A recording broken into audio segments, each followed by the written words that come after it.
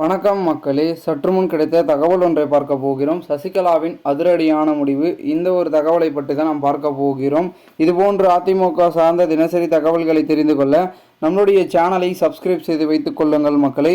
தற்சமயம் வரைக்கும் பெரும் விதத்தில் அதிமுகவின் ஒன்றிணைக்க சசிகலாவின் அடுத்த கட்ட முடிவுகள் மிகப்பெரிய அளவில் அதிமுகவை பரபரப்பை ஏற்படுத்தி கொண்டிருக்கிறது என்றே நாம் கூறலாம். குறிப்பாக சொல்ல வேண்டும் என்றால் சசிகலாவின் அடுத்த கட்ட முடிவு அனைத்து தொண்டர்களையும் நிர்வாகிகளையும் முக்கிய புள்ளிகளையும் சுற்றுப்பயணம் மேற்கொண்டு அதன் மூலமாக ஆதரவை திரட்ட வேண்டும் என்ற ஒரு நோக்கத்தில் சுற்றுப்பயணமும் மேற்கொண்டிருக்கிறார்.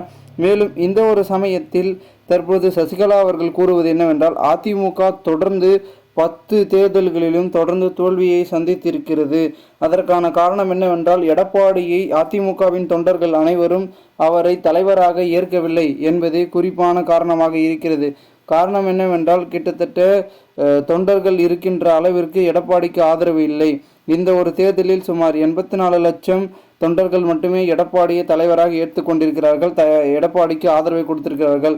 மீதம் உள்ள தொண்டர்கள் யாருமே எடப்பாடியை தலைமையாகவோ எடப்பாடியை ஆளாகவோ ஏற்கவில்லை. ஆகையால் அதிமுகவின் தலைமையை மாற்றுவதற்காகவே பலரும் ஓட்டு போடாமல் இருக்கிறார்கள், அதிமுகவுக்கு வாக்கு செலுத்தாமல் இருக்கிறார்கள் என்று கூறியிருந்தார் சசிகலா அவர்கள்.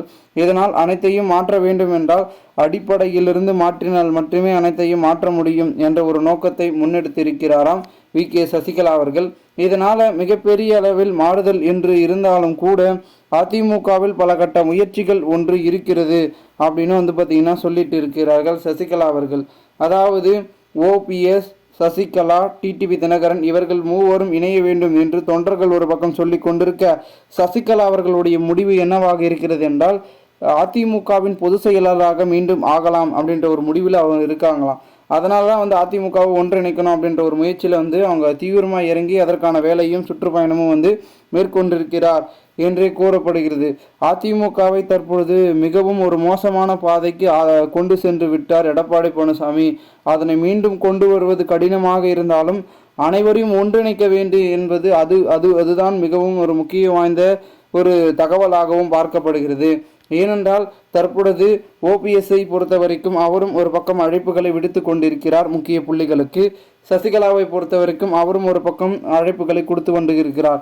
இதுபோன்று தொடர்ந்து அழைப்புகளை கொடுத்து வரும் முக்கிய புள்ளிகள் அனைவருமே பெரும் விதத்தில் இருந்து கொண்டிருக்கிறார்கள். இந்த ஒரு சூழ்நிலையில் தற்பொழுது அனைத்திந்திய அண்ணா திராவிட முன்னேற்ற கழகத்தின் தொண்டர்களும் ஒரு சிலர் சசிகலா அவர்களுடைய முடிவுகளுக்கு ஒப்புப்பட்டு தற்பொழுது அவருக்கு ஆதரவை அளிக்கிறோம் என்று சசிகலாவுக்கு ஆதரவை கொடுத்து வருகிறார்கள் என்றே கூறலாம். ஜெயலலிதா அவர்களுடைய மறைவுக்கு பிறகு புரட்சி தலைவி அம்மா அவர்களுடைய தோழியாக விளங்கக்கூடிய சசிகலா, வி.கே. சசிகலா அவர்களிடம்தான் அதிமுக தலைமை, முதல்வர் பதவி, பொதுச் செயலாளர் என்ற பதவிகள் கிடைத்தது. சொத்துக்குவிப்பு வழக்கின் காரணமாக சிறை சென்றதன் மூலமாக தற்போது அந்த ஒரு பதவியை தமக்கு விசுவாசமாக இருக்கக்கூடிய யாரிடம் இருந்து கொடுத்துவிட்டு செல்லலாம் என்ற ஒரு நோக்கத்தில் தள்ளப்பட்டார் நம்மளுடைய சசிகலா.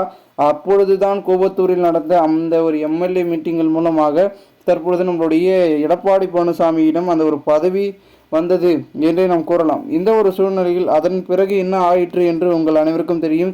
பதவிக்காக அனைவரையும் தூக்கிவிட்டு தாம் தலைமையை நிர்ணயித்தார் நம்மளுடைய எடப்பாடி பழனிசாமி. அதன் பிறகு தற்பொழுது அதிமுக மிகவும் ஒரு மோசமான பாதையை சென்று தொடர்ந்து தோல்வியை சந்தித்து வரலாறு காணாத அவப்பெயர்களை அனைத்திந்திய அண்ணா திராவிட முன்னேற்ற கழகம் கொண்டு சென்று கொண்டிருக்கிறது என்றே கூறலாம். இதனால் அதிமுக மீண்டும் எப்பொழுது ஒரு பெரும் வெற்றிக்கான பாதைக்கு செல்லும் என்ற ஒரு நோக்கத்திலும் எதிர்பார்ப்பிலும் தொண்டர்களும் முக்கிய புள்ளிகளும் இருந்து கொண்டிருப்பதாகவும் தகவல்கள் என்பது ஒரு பக்கம் தெரிவிக்கப்படுகிறது. பொறுத்திருந்து பார்ப்போம் என்ன நடக்கிறது என்பதை. மேலும் இதுபோன்று நீங்கள் அரசியல் சார்ந்த தகவல்களை தினசரி தெரிந்து கொள்ள நம்முடைய தமிழகத்தின் அரசியல் என்னுடைய சேனலை சப்ஸ்கிரைப் செய்து வைத்துக் கொள்ளுங்கள் மக்களே. நன்றி, வணக்கம்.